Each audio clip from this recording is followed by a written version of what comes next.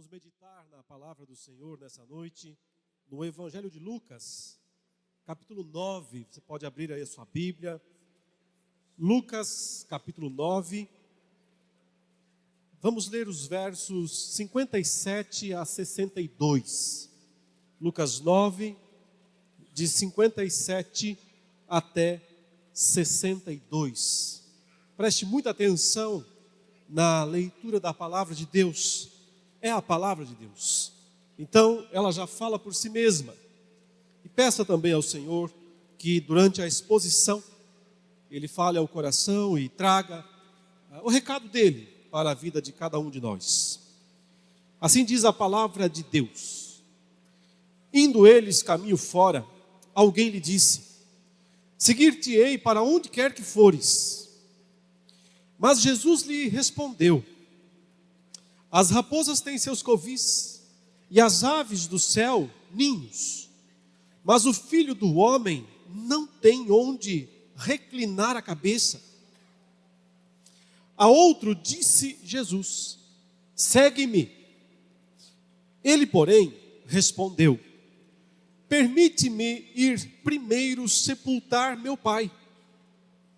Mas Jesus insistiu: deixa aos mortos o sepultar os seus próprios mortos. Tu, porém, vai e prega o reino de Deus. Outro lhe disse: seguir-te-ei, Senhor, mas deixa-me primeiro despedir-me dos de casa.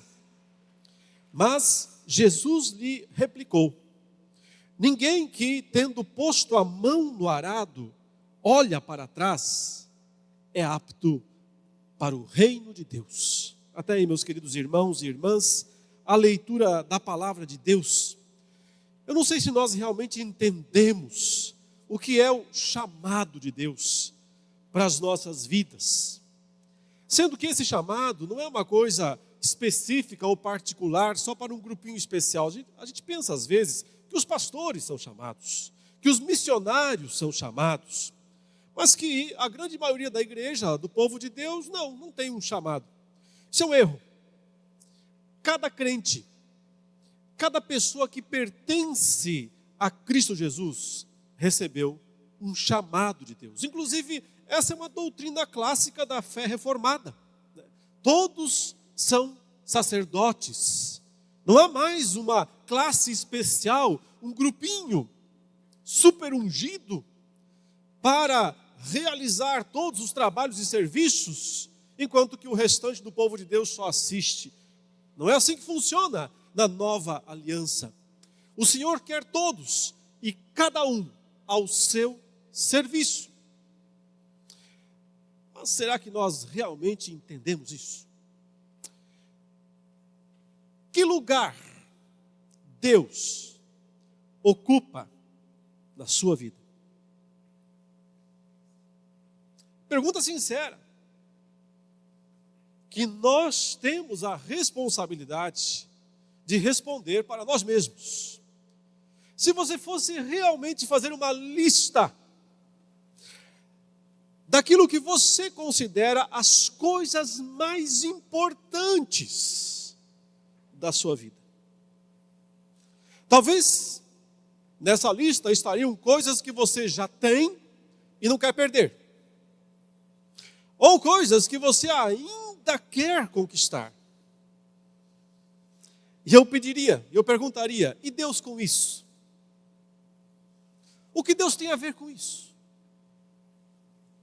Talvez a meta da sua vida é conquistar um ótimo emprego, ter um ótimo salário, poder ter uma bela casa, um carro importado, viagens.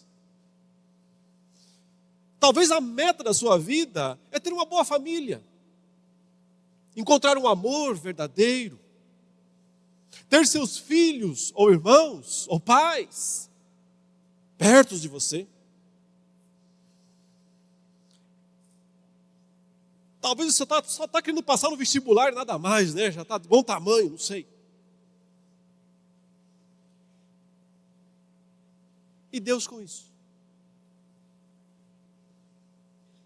O que Deus tem a ver com essas coisas todas? Para muitas pessoas, Deus é o instrumento através do qual isso vai ser conquistado.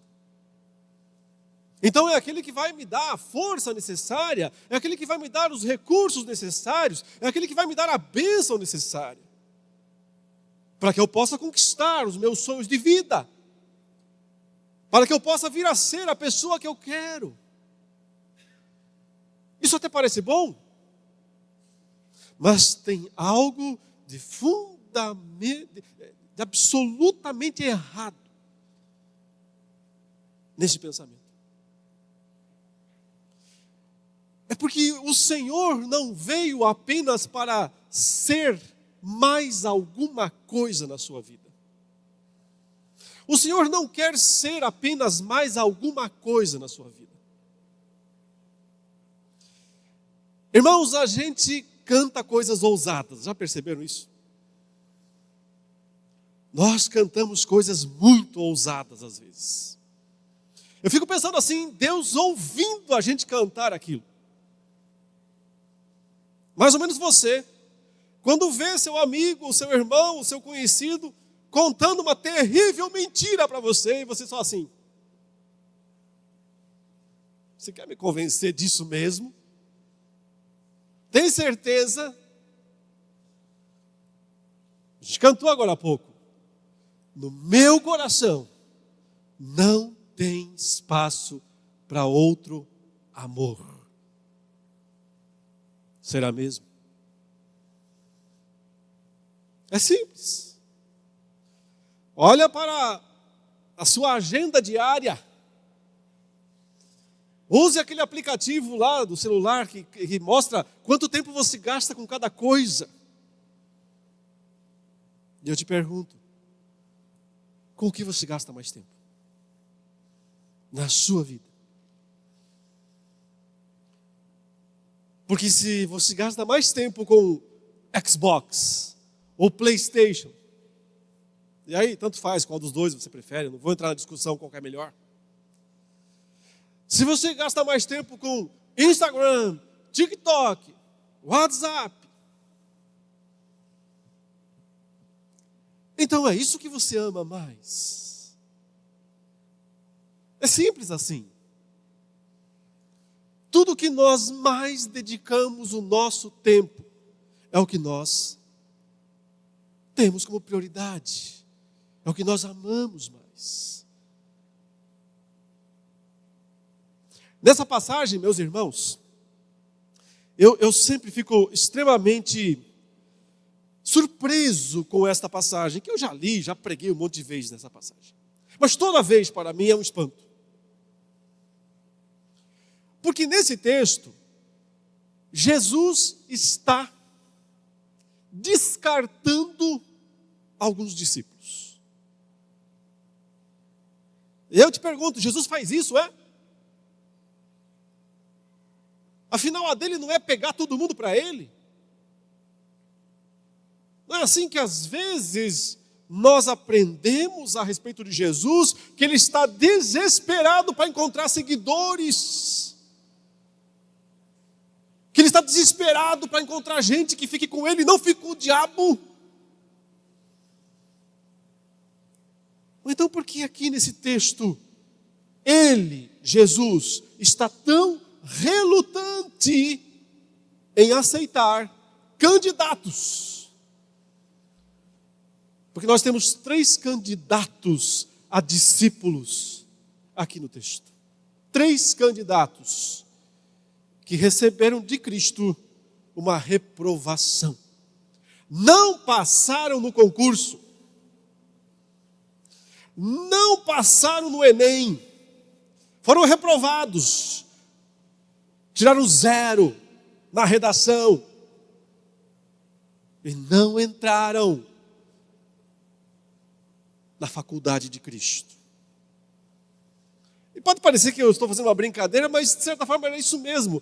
Jesus estava chamando pessoas para ficarem com ele e aprenderem com ele por 3 anos. É o tempo de uma faculdade. Ele queria ensiná-los. Ele queria transmitir para eles tudo aquilo que ele trouxe do céu. Então isso aqui é um vestibular, sim. E acontece que esses 3 caras não passaram. E foram reprovados por Cristo. E cada um deles, por um motivo, por uma razão. E meditar nesses motivos e nessas razões pelas quais esses 3 candidatos aqui foram reprovados por Cristo, nos ajuda, sim, a sondar os nossos corações, para verificarmos quem é o Deus do nosso coração de fato. Mas primeiro note uma coisa: nenhum dos 3 falou, porque eles estão falando com Cristo aqui, né?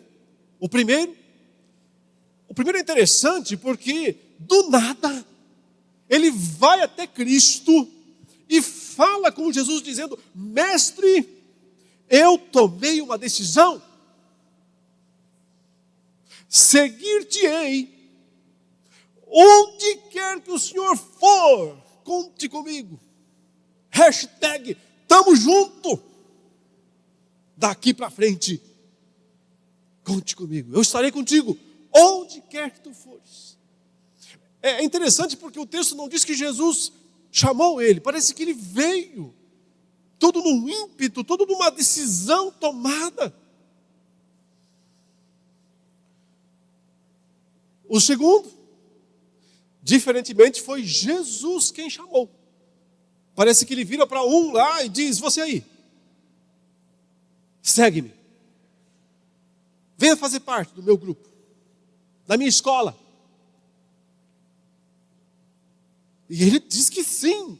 Veja que coisa interessante, nenhum dos 3 disse não para Jesus. Nenhum dos 3. Todos, sim, eu quero. Mas nenhum dos 3 entrou, aparentemente. E nenhum dos 3 disse nada muito grave assim para Jesus, do tipo: Jesus, eu vou te seguir, tá? Mas antes, deixa eu pecar um pouquinho, tá? Porque eu ainda sou muito novo e eu ainda quero experimentar umas coisinhas da vida, então deixa eu pecar um tempo aí, fazer umas coisas bem cabeludas. E depois eu vou seguir o Senhor. Não, nenhum dos 3 falou alguma coisa assim grave para Jesus. Nenhum dos 3.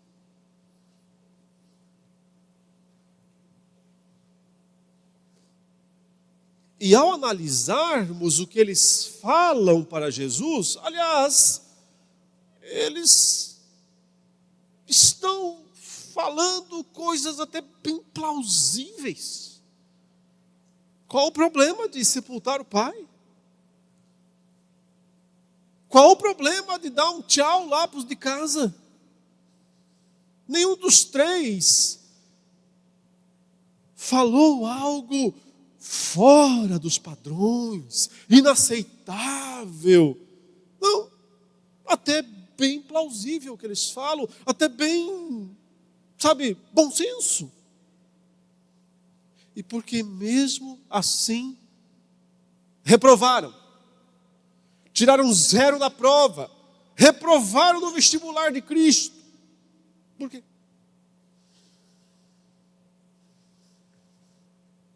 O segredo, meus irmãos e irmãs, está numa palavra que é repetida. Mas interessantemente, ela só é repetida na segunda e na terceira vez. Ela não aparece no primeiro caso. Mas embora ela não apareça no primeiro caso, no primeiro candidato, também era o problema dele. Também era o mesmo. Os 3 têm o mesmo problema básico.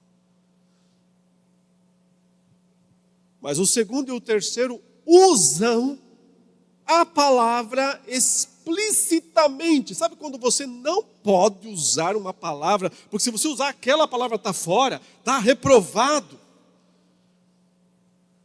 Tem alguns sistemas, né, que corrigem automaticamente provas, por aí, quando tem escolas com muitos alunos. E quando tem que fazer responder uma questão dissertativa, nós colocamos lá palavras que não podem aparecer. Ou palavras que devem aparecer. E aí o sistema corrige automaticamente. Mencionou a palavra, está reprovado. Existe uma palavra. Que se você mencionar para o Senhor, Ele diz, bah, reprovado. Na hora. O sistema pega. Bah, reprovado. Qual é a palavra que aparece 2 vezes?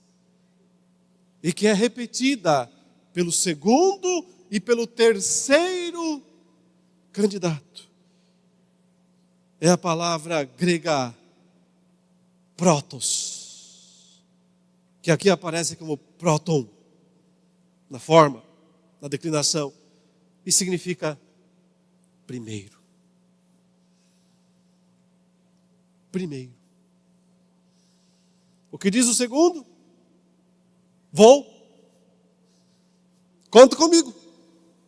Estou nessa. Mas deixa-me primeiro sepultar meu pai. O que diz o terceiro? Conta comigo. Estou dentro. Sou um dos teus. Mas primeiro eu preciso passar lá em casa e me despedir. Ok? Porque essa palavrinha reprova. Porque usar esse termo reprova o candidato a discípulo de Cristo. Porque essa palavra só cabe a uma pessoa. E essa palavra é Jesus. Só é digna de uma pessoa. Por quê? Se você usar essa palavra para qualquer outra coisa da sua vida, primeiro isso, primeiro aquilo, em que lugar então Jesus está? Na sua lista de prioridades. Não está mais lá no topo. Não está mais no topo. Não é o primeiro. Talvez ele seja o segundo, né? Talvez seja o terceiro, talvez seja o quarto. Não. Não será. Porque se ele não for o primeiro, ele não será. Porque se ele não for o primeiro, você e eu não seremos seus discípulos. Simples assim.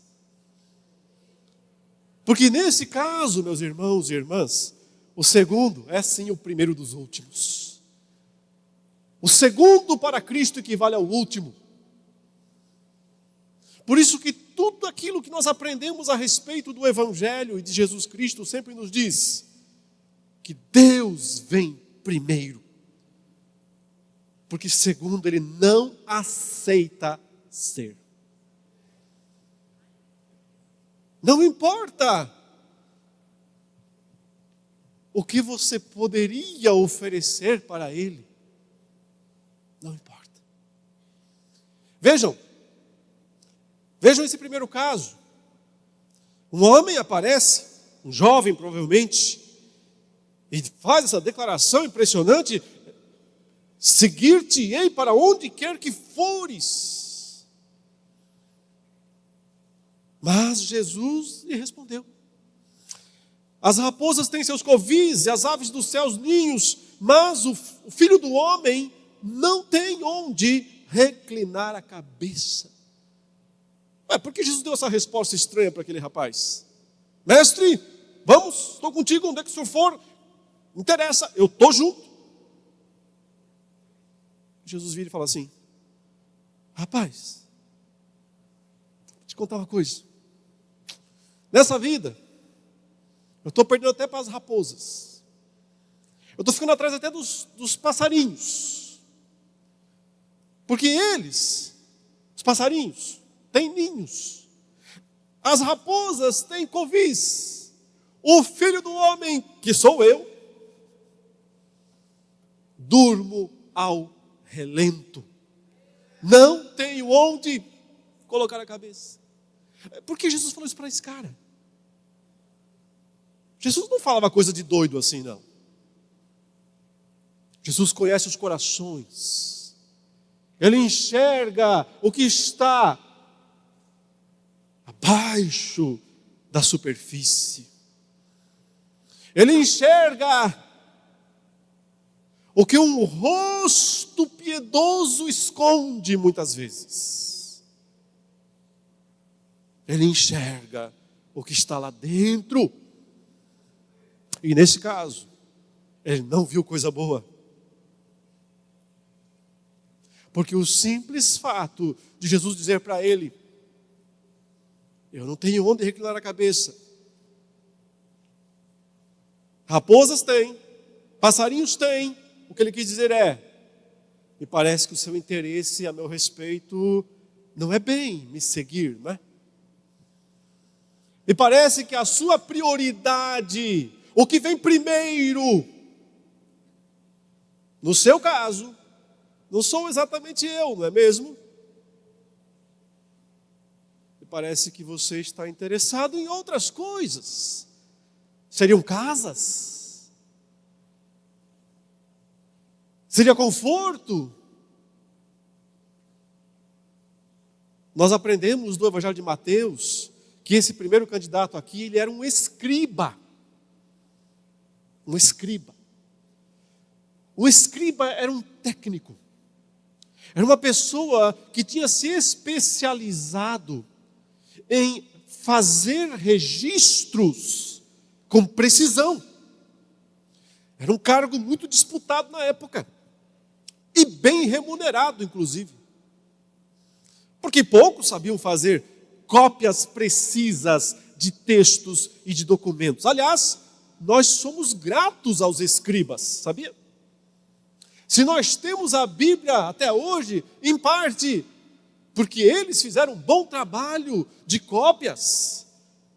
Copiaram os manuscritos do Antigo Testamento, copiaram os do Novo Testamento, preservaram. Nós temos uma dívida com os escribas. Eles trabalham muito bem.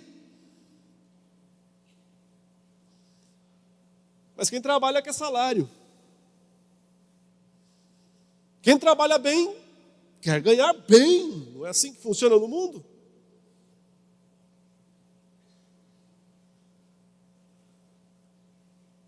O que estava no coração desse homem quando ele disse para Cristo: eu vou te seguir onde o Senhor quiser? E Jesus disse: pensa bem. O que você quer primeiro? O que vem primeiro na sua vida? Casas, carros, fama, conforto, bem-estar.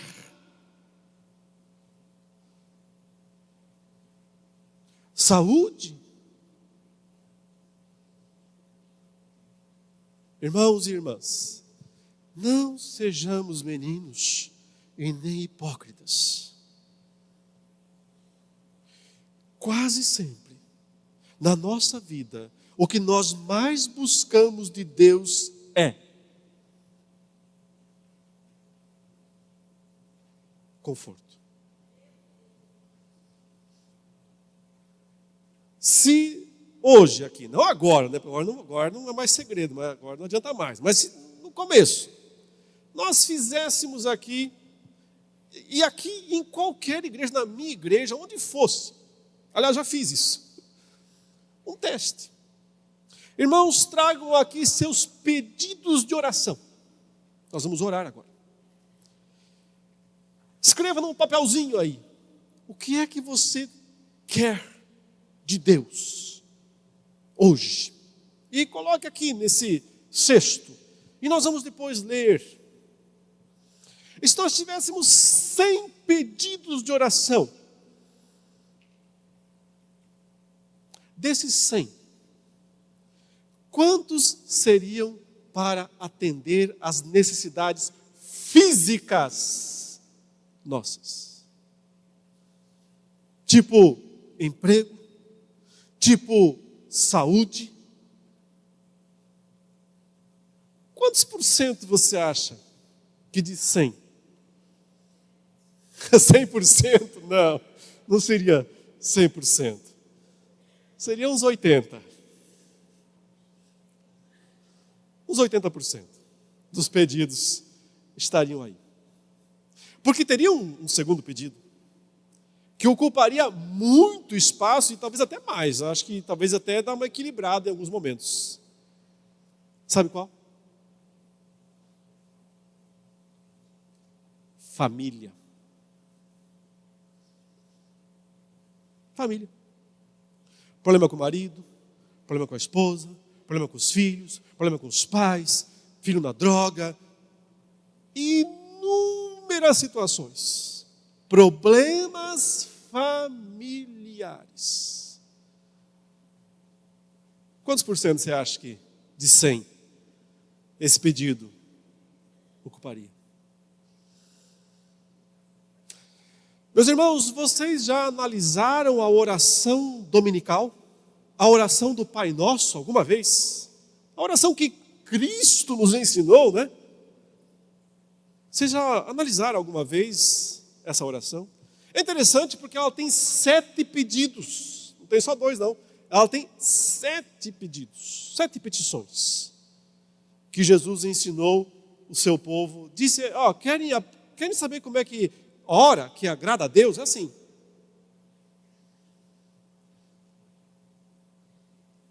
Quais são os primeiros pedidos que Jesus ensinou a orar? Pai nosso que estás no céu. É assim que a gente se dirige a Deus. Pedido número 1. Me dá um emprego. Não? Opa. Saúde. Não. Família. Santificado seja o teu nome. Esse é o pedido número 1. Mas o 2 acho que vai facilitar para nós, né? Não. Venha o teu reino. E o terceiro, seja feita a... Oh Deus, espera aí, né? O senhor está de brincadeira, né? Como assim? Eu tenho que orar para o senhor ter coisa? Não era o contrário? Eu não tenho que orar para eu ter coisas? Como que até agora não apareceu o pronome possessivo, primeira pessoa do singular, e esse não vai aparecer nunca mesmo, mas nem o do plural? Cadê o meu? Senhor, o meu emprego, a minha casa, a minha saúde, cadê? Não, tudo segunda pessoa do singular, teu nome, teu reino, tua vontade. Estranha essa oração, gente?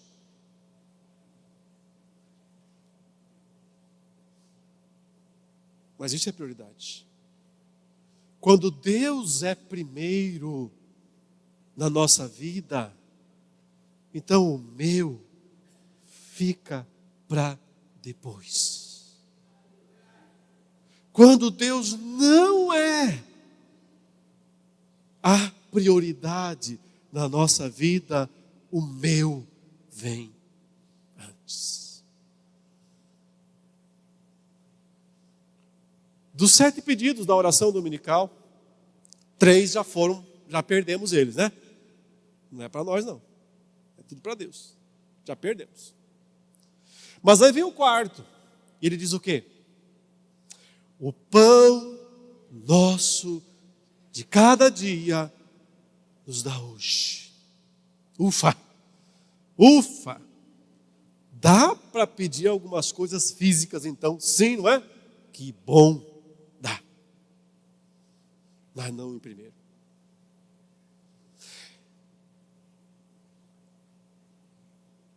E é básico, né? Eu não falo a Ferrari nova, vermelha, o apartamento no Leblon, a casa lá no Arraial. Pão. Pão tá bom. Já tá bom. Não foi o que Cristo disse? Se você tem o que comer, o que se vestir, tá bom. Já basta. Já é suficiente para viver bem com Deus. Não precisa mais nada não. E até não tendo isso, dá para viver também bem com Deus. Mas ele não disse o meu pão. Não tem eu na oração de Cristo. Não tem meu na oração de Cristo. No máximo, nosso. O pão nosso.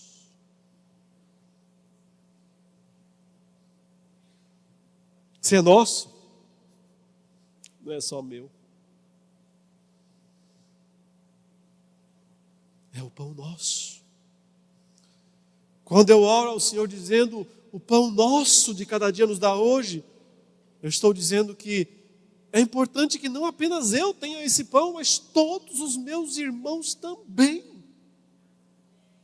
Não há espaço para individualismo no corpo de Cristo. Não há espaço para individualismo no corpo de Cristo, porque é corpo. Simples. Não é um membro autônomo. Um sofre, todos sofrem. Um se alegra, todos se alegram. Nós. E vem mais 3, né? Na sequência. Será que vai vir o que eu tanto quero? E perdoa-nos as nossas dívidas, assim como nós temos perdoado os nossos devedores. E não nos deixes cair em tentação, mas livra-nos do mal. Qual é a tônica desses 3 últimos pedidos? Saúde, emprego, família, vida espiritual, santidade, santificação, serviço a Deus. Eu nunca achei nas listas de oração, mas deve ter, só eu que nunca achei, mas deve ter, eu não estou dizendo que não tem, só eu que nunca achei, um pedido assim: Senhor, me ajude a perdoar o fulano, porque eu não estou conseguindo. Ou, Senhor,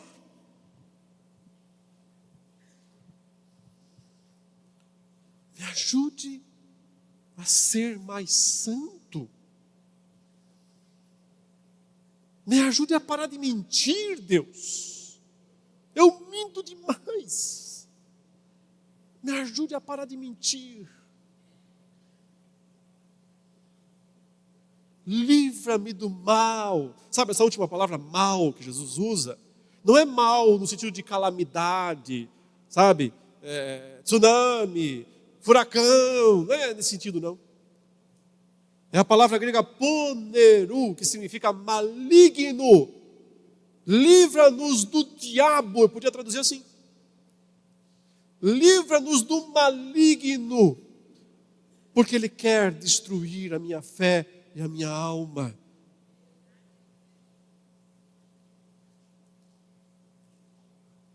tem uma palavrinha que você não pode usar com Deus. E essa palavrinha é primeiro. Para qualquer outra coisa que não seja Deus. Colocou a palavra primeiro. Luz vermelha acende, reprovado. Porque Deus tem que vir primeiro. Agora eu te pergunto, o que será que o escriba queria?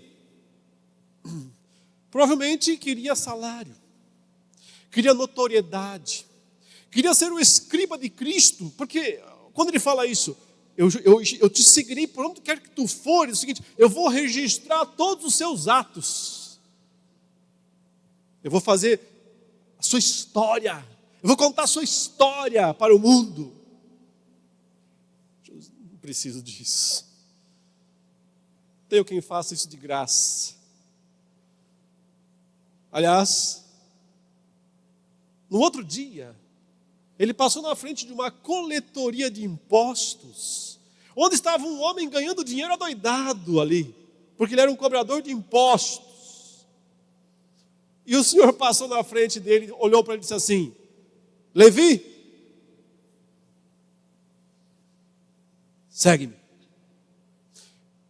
Não fez promessas, não colocou condições, não disse nada além disso, apenas comigo agora. O que fez Mateus, também chamado de Levi? O texto diz: e ele, levantando-se e deixando tudo, o seguiu. E registrou o primeiro evangelho, o evangelho de Mateus. Temos um escriba no reino de Deus. Não um que segue pensando em casas, em conforto, em posição, em grandeza. Mas um que deixa todas essas coisas para trás, para seguir o único e verdadeiro Deus, que é digno de receber a palavra primeiro. Porque se Deus não for o primeiro na sua vida, eu te digo uma coisa, o segundo ele não será. Não será.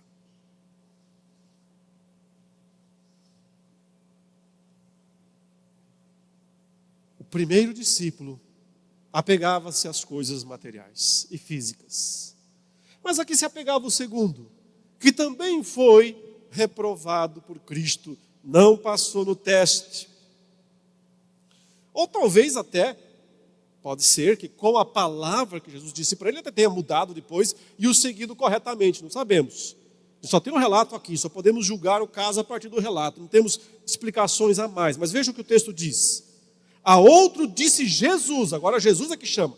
Por isso que às vezes até eu penso, acho que esse cara aqui acabou seguindo sim, porque não foi o cara que se ofereceu, foi Cristo que falou, você aqui venha comigo.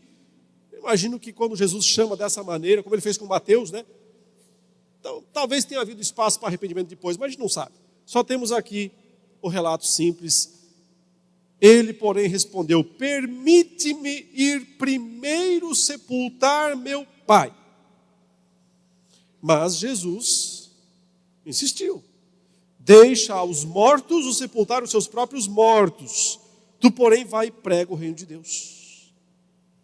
Outra vez, irmãos, esse rapaz aqui, né? Ele pediu algo muito absurdo para Cristo? Não, né? Digamos que até, de uma perspectiva, ele pediu o que era certo. Não é que o pai dele estava morto e estava já na hora do velório. Não é isso que o texto sugere. Alguns até interpretam assim, mas eu acho que não é a melhor forma. Ao que tudo indica, o pai estava quase morrendo.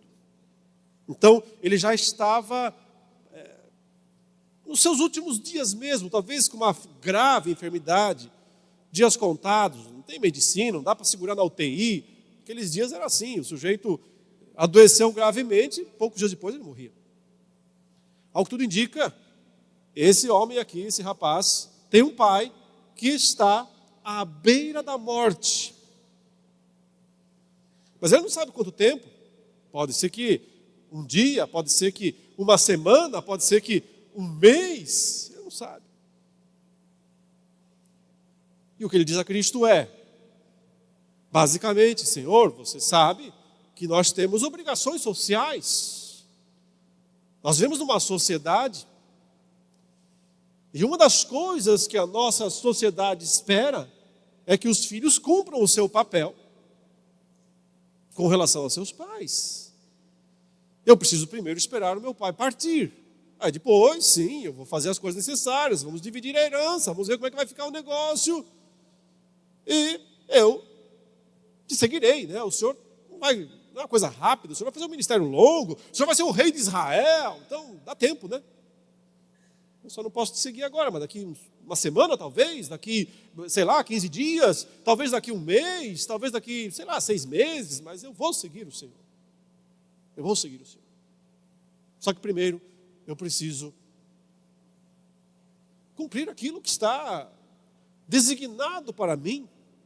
Veja que tem relação com família também, mas tem relação com uma obrigação social.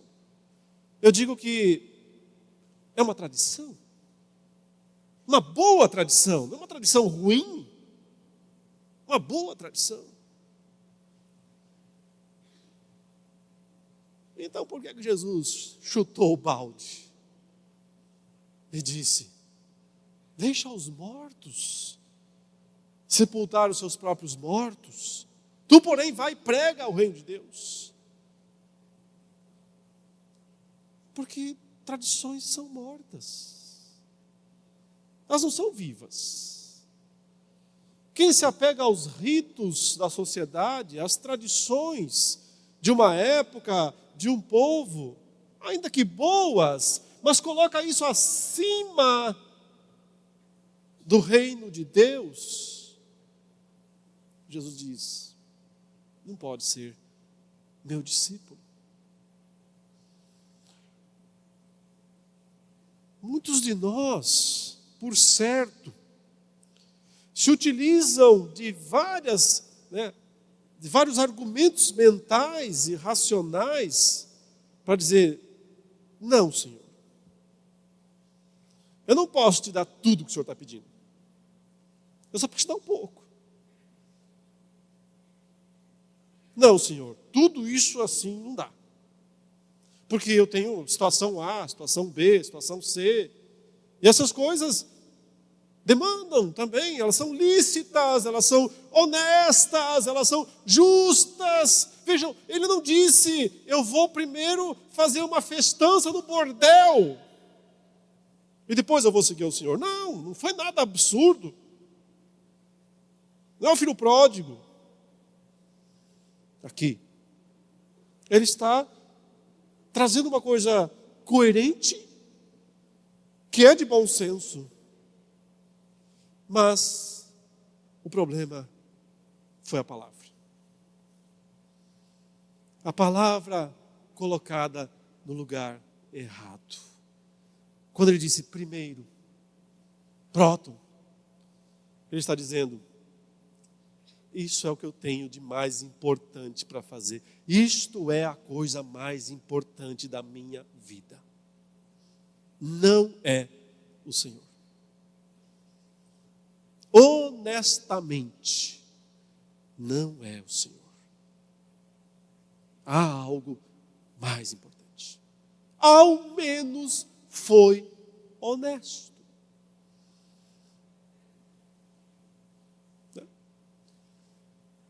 Ao menos foi honesto. Que às vezes nós, nas nossas declarações para Deus, nós não somos tão honestos. E escondemos de Deus as intenções do nosso próprio coração, como se isso fosse possível. É tão tolo, mas a gente se engana. Enganoso é o coração. Tão enganoso que engana a si mesmo. Por isso Jesus disse: Deixa os mortos sepultarem seus próprios mortos. Mas você tem que vir me seguir. Nenhuma tradição humana, por melhor que seja, pode estar acima do nosso dever para com Deus. Mas e o terceiro caso? Tem certa semelhança, mas me parece até o mais justificável de todos. Quando o terceiro diz a Jesus: seguir-te-ei, Senhor. Ok, estou nessa também. Mas deixa-me primeiro, palavrinha ruim, né? Mas ok, deixa-me primeiro despedir-me dos de casa. Gente, ele só queria dar um beijo na mãe, só queria dar um abraço no pai. Ele só queria dizer assim: Senhor, né, meu pai, minha mãe, a partir de hoje eu vou seguir aquele homem lá, o pescador da Galileia, o carpinteiro da Galileia, que chamou um monte de pescadores. Eu vou segui-lo, tá? Eu vim aqui para dar um abraço, tchau. Aparentemente seria uma coisa até rápida. Veja que o anterior, ele não tinha uma data precisa, né? Porque ele tinha que esperar. Dias, semanas, talvez meses. Mas esse aqui não ia fazer uma despedida de meses, né? Ia ficar lá um mês inteiro dizendo tchau mãe, tchau mãe, tchau mãe. Ele não vai ficar um mês inteiro. Se despedir é rápido. É difícil, mas é rápido. Quanto durou mais tempo uma despedida sua? Vai até o aeroporto, leva, chora, abraça, tchau, um dia a gente se vê e tal, mas o avião chegou, meu filho. Fazer o quê? Não vai perder o voo. Tchau, vai. Por mais que demore, as nossas despedidas não são tão longas. Então, por que Jesus aqui foi tão intransigente? Não é exigente demais, será? Não era melhor um Jesus mais light, mais suave, mais bonzinho? Por que todo esse radicalismo? Olha o que ele diz. Não. Ninguém que, tendo posto a mão no arado, olha para trás, é apto para o reino de Deus.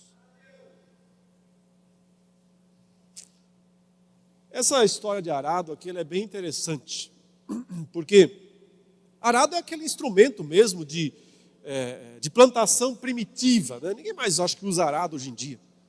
Todo mundo tem máquina que faz tudo automático. O sujeito senta lá na cabine, né, da plantadeira, escutando música clássica, sentadão, e ela vai fazer tudo sozinho, plantando tal sozinho. Hoje é uma maravilha, coisa mais fácil do mundo fazer isso, dentro do ar-condicionado. Não pega nem a poeira, nada. Não era assim não antigamente. E certamente os mais antigos já viram, talvez até já fizeram isso.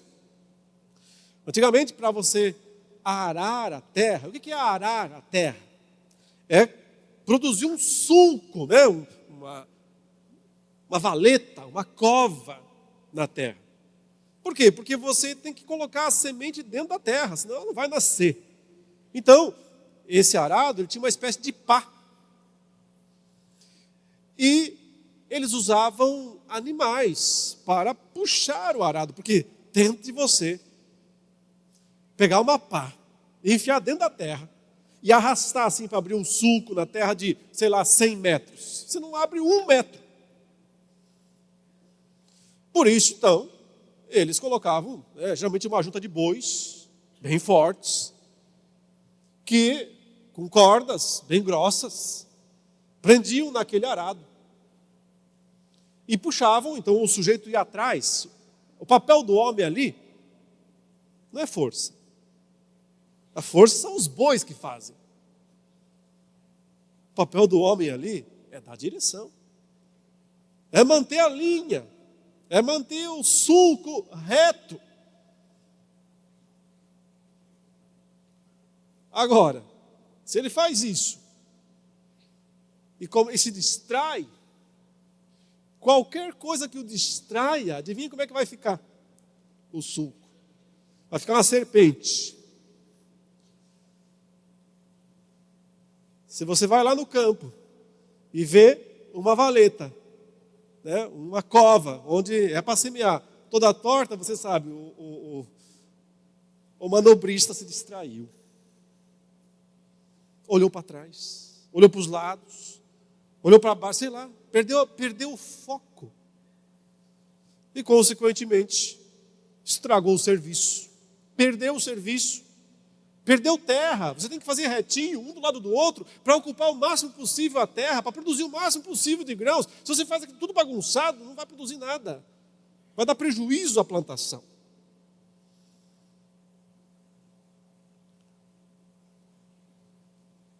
O que Jesus diz é: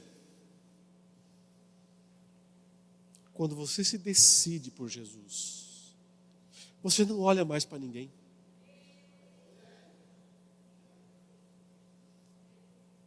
Nem mesmo, e eu tenho que falar isso com cuidado, sim, nem mesmo para aquelas pessoas que você mais ama. E não é porque você tem que, de alguma maneira, ofendê-las, essas pessoas, jogá-las fora. Não, você tem que evangelizá-las, tem que ganhá-las para Cristo, se elas não são ainda. Aprenda a palavra com sabedoria. Sabe, às vezes, quando a Bíblia fala assim, olha, quem ama seu pai ou sua mãe mais do que a mim, não é digno de mim. Quando a palavra fala que nós temos que até mesmo por isso, sabe, odiar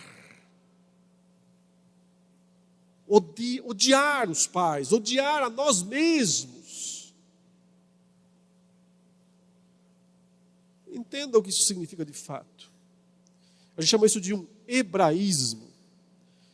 É um exagero intencional, mas que tem um ponto muito claro.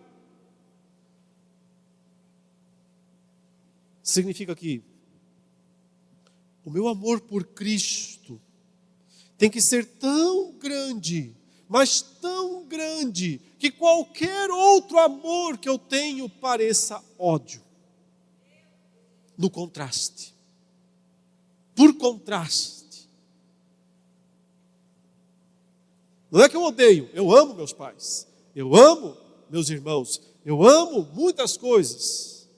Mas se eu for comparar com o amarás o Senhor teu Deus de todo o teu coração, de toda a tua alma, com todas as tuas forças, qualquer outro amor parece ódio. E esse é o ponto que Jesus está ensinando aqui. O ponto dele é, desde o momento em que você colocou a mão no arado, você só olha para Cristo.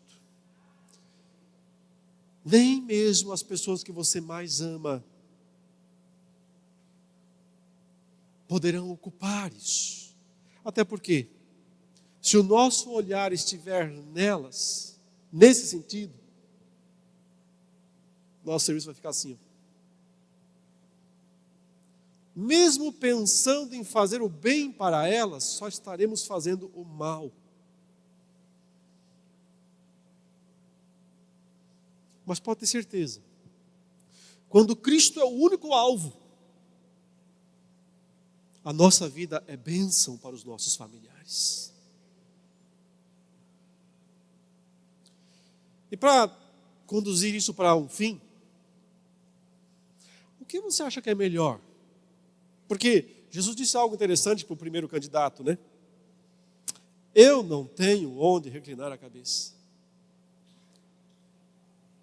O que é melhor? Dormir em mansões confortáveis sem Cristo? Ou na chuva com Cristo? Qual é o melhor lugar? Dormir ao relento, ao lado de Cristo? Ou nos palácios? Não se engane. Pode até parecer, sim, que nós perdemos quando abrimos mão de tudo e de todos por Cristo. Pode até parecer que nós perdemos, mas isso não é verdade. Sim, nós perdemos aquelas coisas que as pessoas valorizam. O famoso ouro de tolo. Mas é como o próprio Cristo disse: as recompensas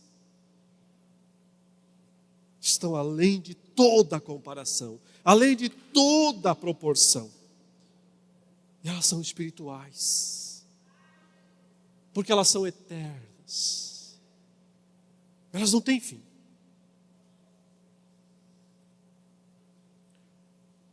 Agora vamos lá. Que lugar Cristo ocupa na nossa vida?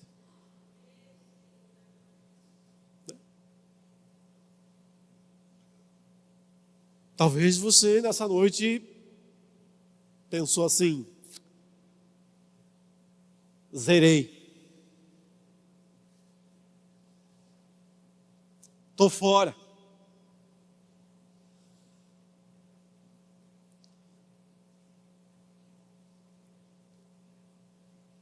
Ótimo.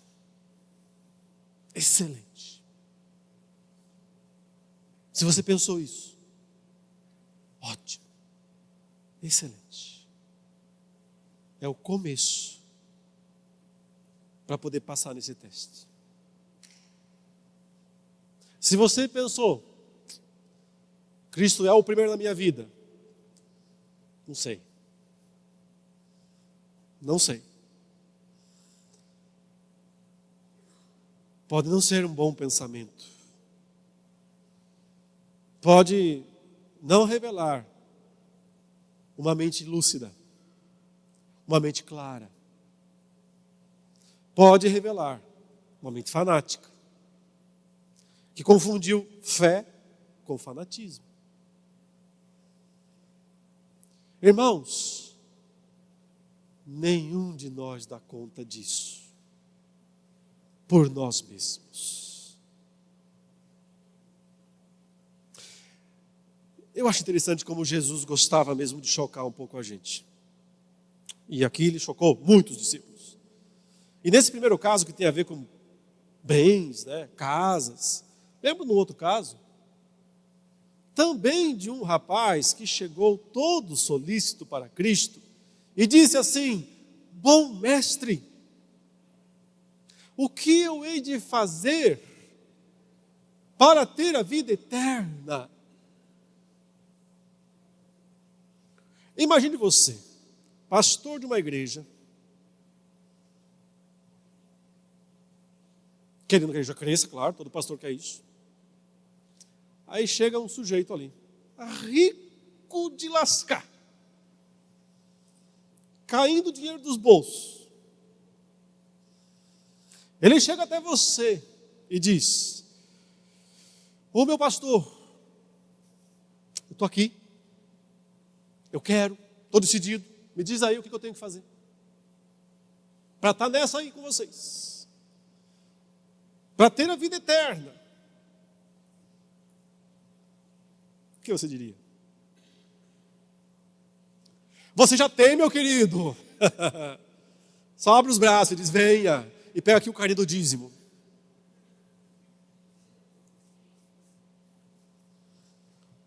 Mas Jesus disse: vamos fazer um testezinho então aí?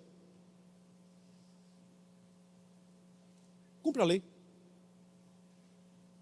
os mandamentos. Quais, Jesus? Não, você sabe. Esse, aquele outro? É. Ah, mas isso eu tenho feito desde a minha mocidade. Aí está o problema. Quando a gente acha que faz tudo certo, quando a gente acha que já tem tudo o que precisa, aí Jesus disse: opa, legal, então só falta uma coisa para você validar tudo isso. Qual é? Vende tudo que você tem. Não dê para mim não preciso. Dê para os pobres. E vem, e segue-me, e terás um tesouro no reino dos céus. O que aconteceu? Foi embora. Imagine a cena. Imagine os discípulos de Jesus atrás lá pensando, só assim.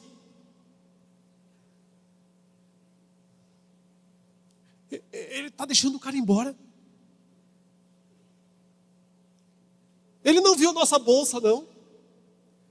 Ô Judas, seu tesoureiro, você falou para ele quanto que tem de dinheiro na nossa bolsa. Está negativo a nossa bolsa. Agora que a gente achava que o negócio ia encher, imagine esse cara, vindo e fazendo parte. Jesus, o senhor podia ter sido um pouquinho... Porque todo mundo é igual, mas tem outras pessoas que são mais iguais que as outras, aquela história toda, né? A gente podia dar uma chance para esse cara, né? Depois ele vai aprendendo. Porque todo esse radicalismo, Jesus. E Jesus vira para eles e fala assim, viram? Foi embora, né? Então, por isso que eu digo para vocês, é mais fácil passar um camelo pelo buraco de uma agulha, do que um rico entrar no reino dos céus. Nesse momento, irmãos, os discípulos arrancaram o resto dos cabelos que eles tinham. E se já não era muito, acabou. E sabe por quê? Porque na mente deles tudo funcionava ao contrário. Eles entendiam que as pessoas ricas, na época, eram ricas porque eram abençoadas por Deus. Então eles pensavam que aquele rapaz tinha muito mais chance de ser salvo do que eles, que eram os pés rapados, que não tinham de cair morto. Por isso que eles perguntam para Jesus, mas então, Senhor, se esse cara aí que o Senhor deixou embora, que todos nós aqui estamos de pleno acordo, que era o melhor candidato a discípulo que o Senhor poderia achar e nunca mais vai achar outro assim. E se o Senhor disse que é mais difícil um camelo, um buraco da agulha, então para nós só resta mesmo é o inferno, né? Não tem outro jeito, não tem outra coisa. É nessa hora que Jesus diz algo ainda mais chocante. Porque daí a galera que vai para o outro lado diz assim, está vendo? Jesus é dos pobres. É só ser pobre que está salvo. Jesus diz, isso é impossível mesmo.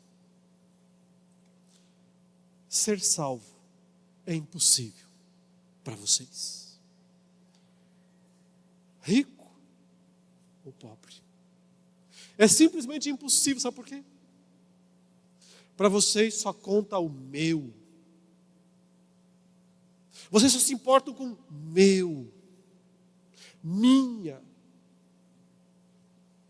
E por isso vocês não têm como ser salvos. É impossível. Mas o que é impossível aos homens não é impossível para Deus. Então, meu irmão e minha irmã, se Deus ficou em último na sua listinha, Ele ainda pode estar em primeiro. Você não precisa ir embora desesperado e dizendo, reprovei, zerei, sem chance. Apegue-se à graça do Senhor Jesus. Entregue-se a Ele de todo o seu coração, com toda a sua alma. Creia na cruz de Cristo. Entenda o preço que Cristo pagou pelos seus pecados, que nem um rico podia pagar, e nem um pobre, nem com riqueza, nem com pobreza. A salvação é por sangue. O sangue de Jesus Cristo.